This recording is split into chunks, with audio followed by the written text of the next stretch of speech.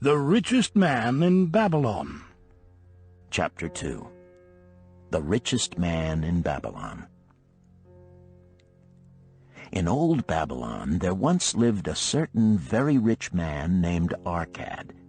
Far and wide he was famed for his great wealth. Also was he famed for his liberality. He was generous in his charities. He was generous with his family. He was liberal in his own expenses. But nevertheless, each year his wealth increased more rapidly than he spent it.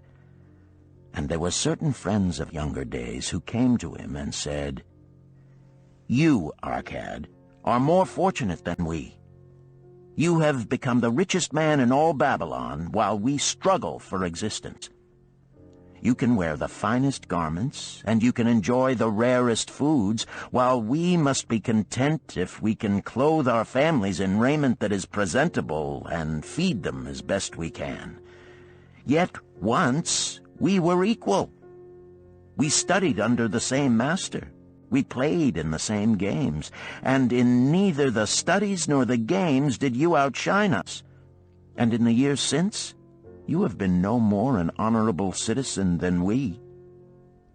Nor have you worked harder or more faithfully insofar as we can judge. Why then should a fickle fate single you out to enjoy all the good things of life and ignore us who are equally deserving?" Thereupon Arkad remonstrated with them, saying, "If you have not acquired more than a bare existence in the years since we were youths, it is because you either have failed to learn the laws that govern the building of wealth, or else you do not observe them. Fickle fate is a vicious goddess who brings no permanent good to anyone. On the contrary, she brings ruin to almost every man upon whom she showers unearned gold. She makes wanton spenders who soon dissipate all they receive and are left beset by overwhelming appetites and desires they have not the ability to gratify. Yet others whom she favors become misers and hoard their wealth, fearing to spend what they have, knowing they do not possess the ability to replace it.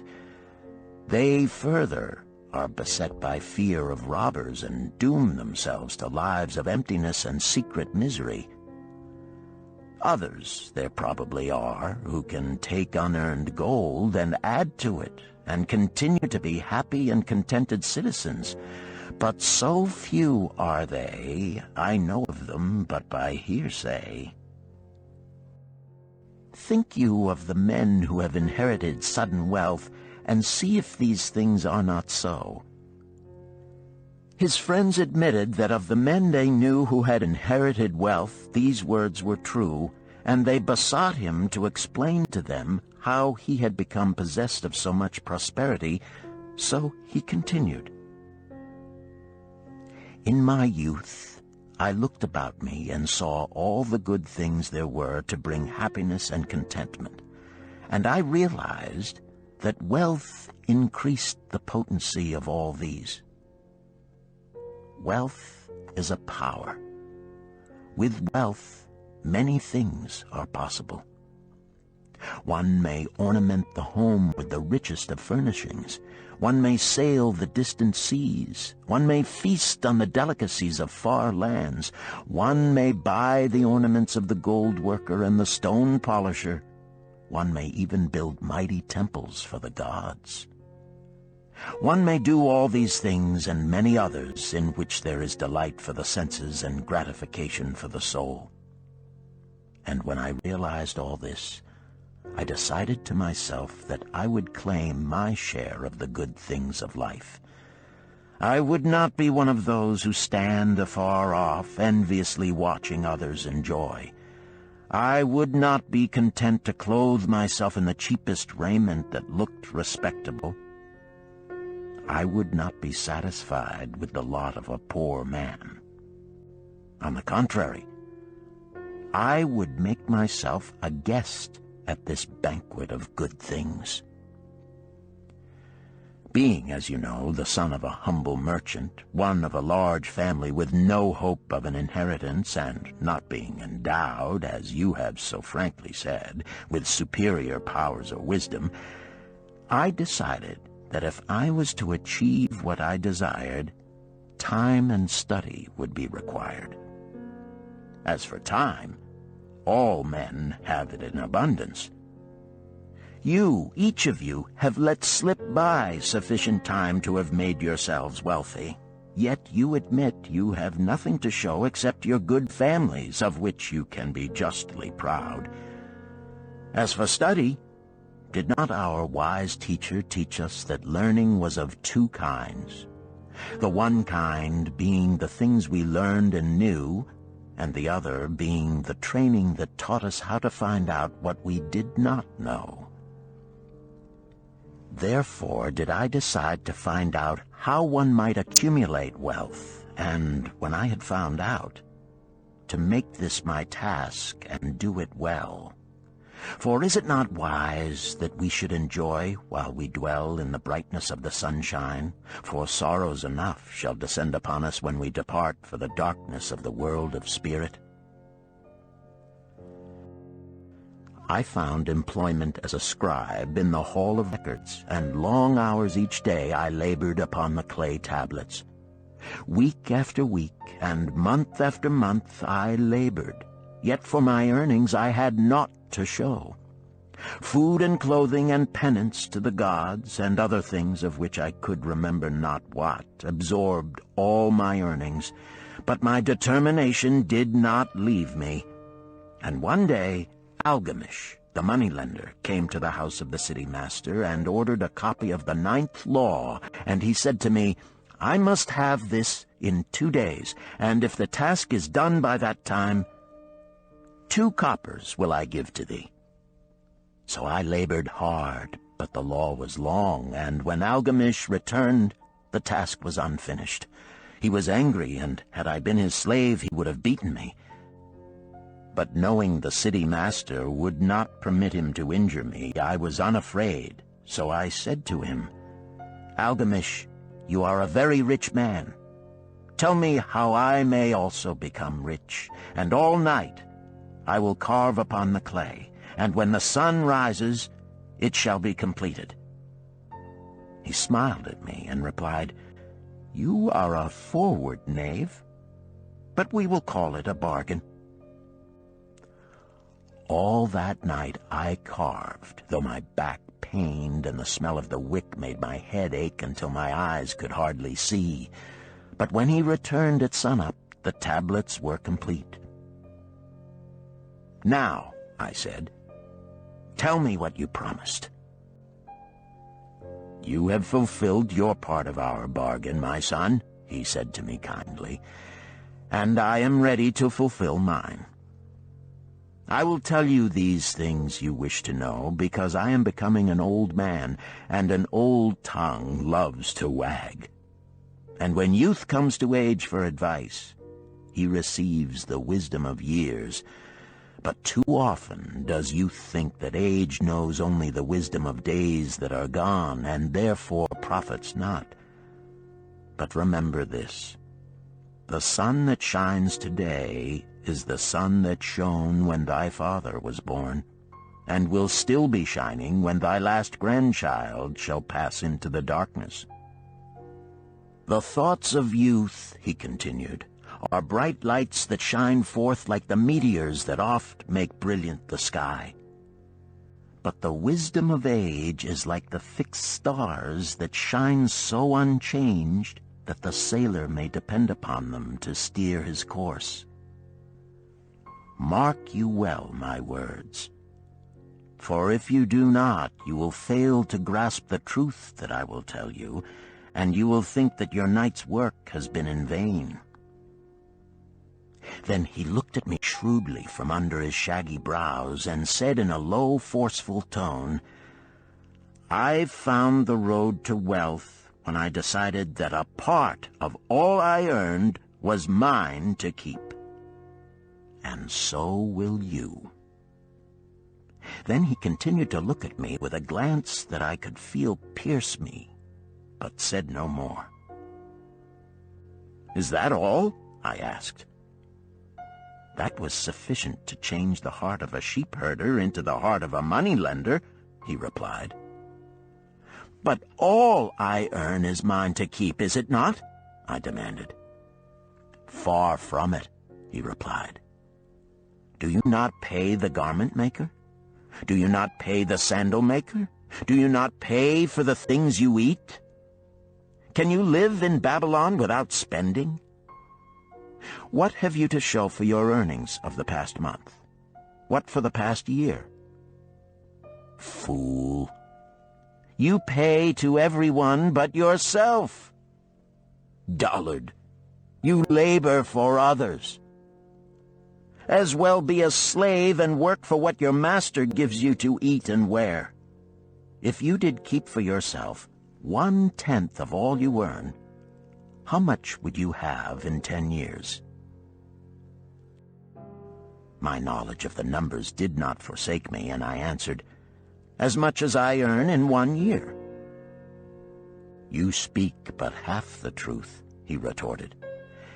"Every gold piece you save is a slave to work for you. Every copper it earns is its child that also can earn for you. If you would become wealthy, then what you save must earn, and its children must earn, that all may help to give to you the abundance you crave. You think I cheat you for your long night's work," he continued. "But I am paying you 1,000 times over if you have the intelligence to grasp the truth I offer you. A part of all you earn is yours to keep.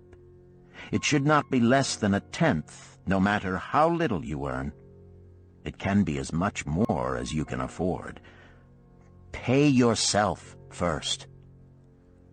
Do not buy from the clothes-maker and the sandal-maker more than you can pay out of the rest and still have enough for food and charity and penance to the gods. Wealth, like a tree, grows from a tiny seed. The first copper you save is the seed from which your tree of wealth shall grow. The sooner you plant that seed, the sooner shall the tree grow. And the more faithfully you nourish and water that tree with consistent savings, the sooner may you bask in contentment beneath its shade." So saying, he took his tablets and went away. I thought much about what he had said to me, and it seemed reasonable, so I decided that I would try it. Each time I was paid, I took 1 from each 10 pieces of copper and hid it away. And strange as it may seem, I was no shorter of funds than before. I noticed little difference as I managed to get along without it. But often I was tempted, as my hoard began to grow, to spend it for some of the good things the merchants displayed, brought by camels and ships from the land of the Phoenicians. But I wisely refrained. A 12th month after Algamish had gone, he again returned and said to me, "Son, have you paid to yourself not less than 1/10 of all you have earned for the past year?" I answered proudly, "Yes, master, I have." "That is good," he answered, beaming upon me. "And what have you done with it?" "I have given it to Asmer, the brickmaker, who told me he was traveling over the far seas, and in Tyre he would buy from me the rare jewels of the Phoenicians. When he returns, we shall sell these at high prices and divide the earnings." "Every fool must learn," he growled. "But why trust the knowledge of a brickmaker about jewels? Would you go to the breadmaker to inquire about the stars? No, by my tunic, you would go to the astrologer if you had power to think. Your savings are gone, youth. You have jerked your wealth tree up by the roots. But plant another. Try again. And next time, if you would have advice about jewels, go to the jewel merchant. If you would know the truth about sheep, go to the herdsman. Advice is one thing that is freely given away, but watch that you take only what is worth having. He who takes advice about his savings from one who is inexperienced in such matters shall pay with his savings for proving the falsity of their opinions." Saying this, he went away. And it was as he said, for the Phoenicians are scoundrels and sold to Asmer worthless bits of glass that looked like gems. But as Algamish had bid me, I again saved each 10th copper, for I now had formed the habit, and it was no longer difficult. Again, 12 months later, Algamish came to the room of the scribes and addressed me. "What progress have you made since last I saw you?" "I have paid myself faithfully," I replied, "and my savings I have entrusted to Agar, the shield-maker, to buy bronze, and each 4th month he does pay me the rental." "That is good. And what do you do with the rental?" "I do have a great feast with honey and fine wine and spiced cake. Also I have bought me a scarlet tunic, and some day I shall buy me a young ass upon which to ride." To which Algamish laughed, "You do eat the children of your savings. Then how do you expect them to work for you? And how can they have children that will also work for you? First get thee an army of golden slaves, and then many a rich banquet may you enjoy without regret." So saying, he again went away. Nor did I again see him for 2 years, when he once more returned, and his face was full of deep lines, and his eyes drooped, for he was becoming a very old man. And he said to me, "Arkad, hast thou yet achieved the wealth thou dreamed of?" And I answered, "Not yet all that I desire, but some I have, and it earns more, and its earnings earn more." "And do you still take the advice of brickmakers?" "About brickmaking they give me good advice," I retorted. "Arkad," he continued, "you have learned your lessons well. You first learned to live upon less than you could earn. Next, you learned to seek advice from those who were competent through their own experiences to give it. And lastly, you have learned to make gold work for you. You have taught yourself how to acquire money, how to keep it, and how to use it. Therefore, you are competent for a responsible position. I am becoming an old man. My sons think only of spending and give no thought to earning. My interests are great, and I fear too much for me to look after.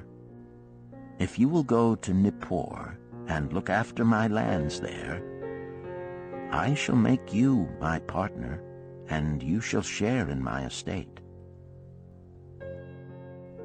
So I went to Nippur and took charge of his holdings, which were large. And because I was full of ambition, and because I had mastered the 3 laws of successfully handling wealth, I was enabled to increase greatly the value of his properties. So I prospered much. And when the spirit of Algamish departed for the sphere of darkness, I did share in his estate as he had arranged under the law. So spake Arkad, and when he had finished his tale, one of his friends said, "You were indeed fortunate that Algamish made you an heir." "Fortunate only in that I had the desire to prosper before I first met him. For 4 years did I not prove my definiteness of purpose by keeping 1/10 of all I earned? Would you call a fisherman lucky who for years so studied the habits of the fish that with each changing wind he could cast his nets about them? Opportunity is a haughty goddess who wastes no time with those who are unprepared. You had strong willpower to keep on after you lost your first year's savings. You are unusual in that way," spoke up another. "Willpower," retorted Arkad. "What nonsense! Do you think willpower gives a man the strength to lift a burden the camel cannot carry, or to draw a load the oxen cannot budge?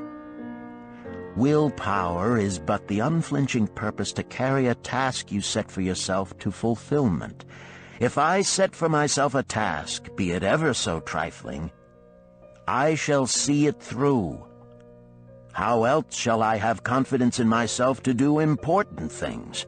Should I say to myself, for 100 days as I walk across the bridge into the city, I will pick from the road a pebble and cast it into the stream, I would do it. If on the 7th day I passed by without remembering, I would not say to myself, tomorrow I will cast 2 pebbles which will do as well. Instead, I would retrace my steps and cast the pebble. Nor on the 20th day would I say to myself, Arkad, this is useless. What does it avail you to cast a pebble every day? Throw in a handful and be done with it. No, I would not say that, nor do it. When I set a task for myself, I complete it.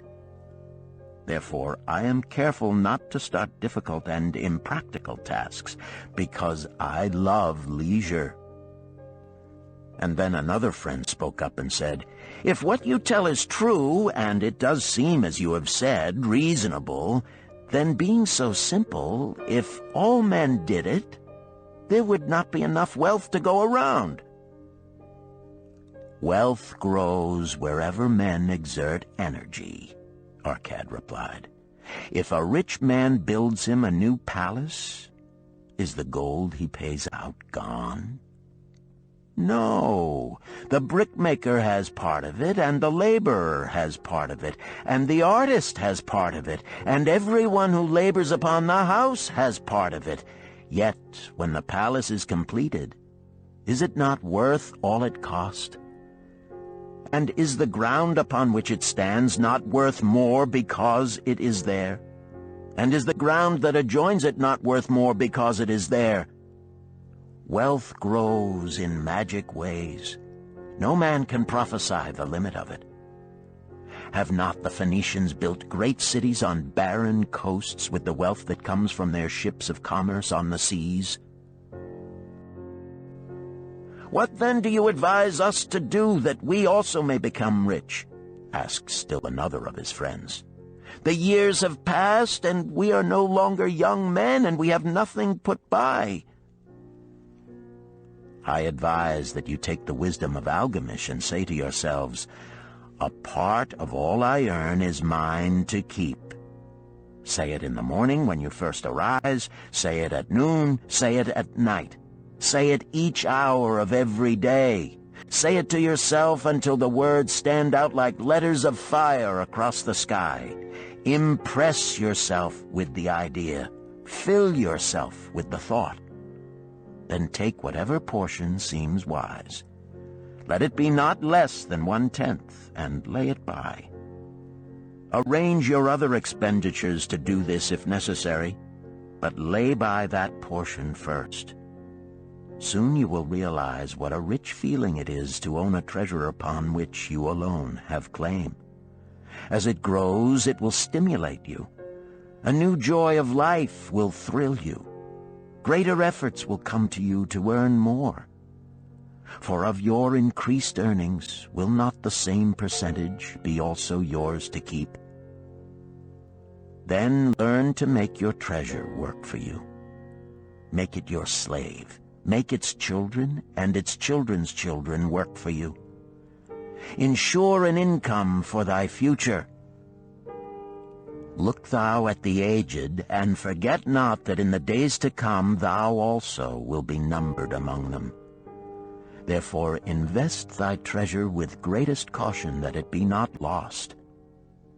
Usurious rates of return are deceitful sirens that sing but to lure the unwary upon the rocks of loss and remorse. Provide also that thy family may not want should the gods call thee to their realms. For such protection it is always possible to make provision with small payments at regular intervals. Therefore the provident man delays not in expectation of a large sum becoming available for such a wise purpose. Counsel with wise men. Seek the advice of men whose daily work is handling money. Let them save you from such an error as I myself made in entrusting my money to the judgment of Asmer, the brickmaker. A small return and a safe one is far more desirable than risk. Enjoy life while you are here. Do not overstrain or try to save too much. If 1/10 of all you earn is as much as you can comfortably keep, be content to keep this portion. Live otherwise according to your income, and let not yourself get niggardly and afraid to spend. Life is good, and life is rich with things worthwhile and things to enjoy. His friends thanked him and went away. Some were silent because they had no imagination and could not understand. Some were sarcastic because they thought that one so rich should divide with old friends not so fortunate. But some had in their eyes a new light. They realized that Algamish had come back each time to the room of the scribes because he was watching a man work his way out of darkness into light. When that man had found the light, a place awaited him. No one could fill that place until he had for himself worked out his own understanding, until he was ready for opportunity. These latter were the ones who, in the following years, frequently revisited Arkad, who received them gladly. He counseled with them and gave them freely of his wisdom, as men of broad experience are always glad to do. And he assisted them in so investing their savings that it would bring in a good interest with safety and would neither be lost nor entangled in investments that paid no dividends. The turning point in these men's lives came upon that day when they realized the truth that had come from Algamish to Arkad, and from Arkad to them. A part of all you earn is yours to keep.